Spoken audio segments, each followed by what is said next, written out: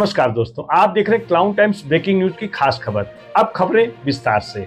आज हम बात करेंगे अयोध्या में राम मंदिर में प्राण प्रतिष्ठा से पूर्व प्रधानमंत्री मोदी ने कैसे किया 11 दिनों का कठिन व्रत और जमीन पर सोने की कठिन तपस्या के बारे में। बता दें कि जहां एक ओर पूरा देश राम मंदिर की प्राण प्रतिष्ठा को लेकर जश्न के माहौल में डूबा है, वहीं दूसरी ओर 2024 के लोकसभा चुनाव को लेकर भाजपा का पूरा संगठन राम मंदिर की प्राण प्रतिष्ठा के सहारे हिंदू जनमानस के बीच माहौल बनाने में जुटा है।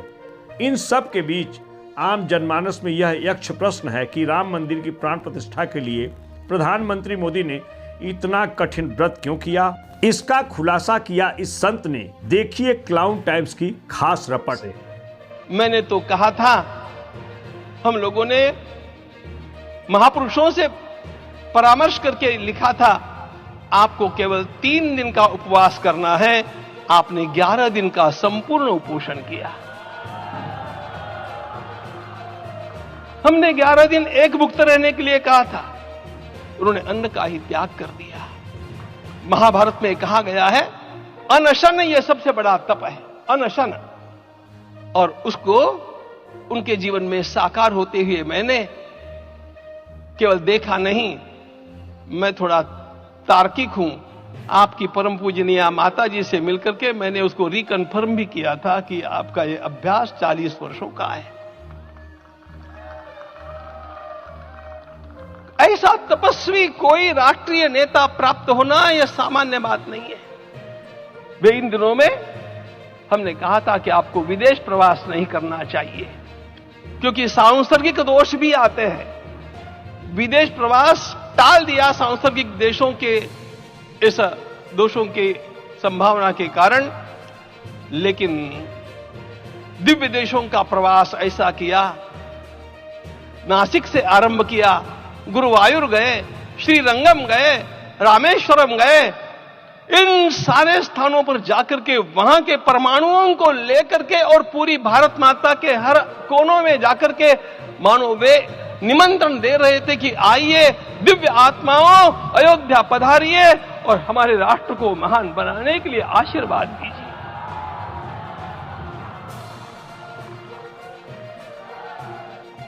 हमने केवल कहा था 3 दिनों तक आपको भूमि शयन करना चाहिए।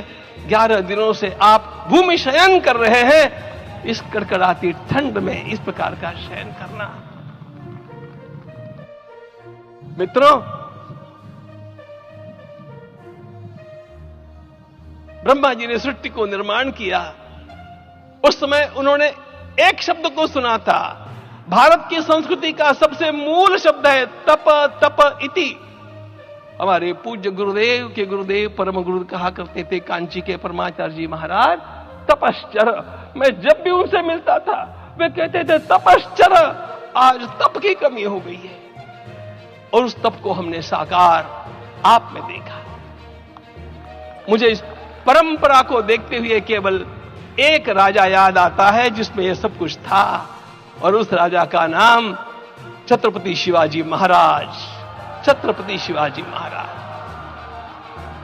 मित्रों, लोगों को पता नहीं है शायद,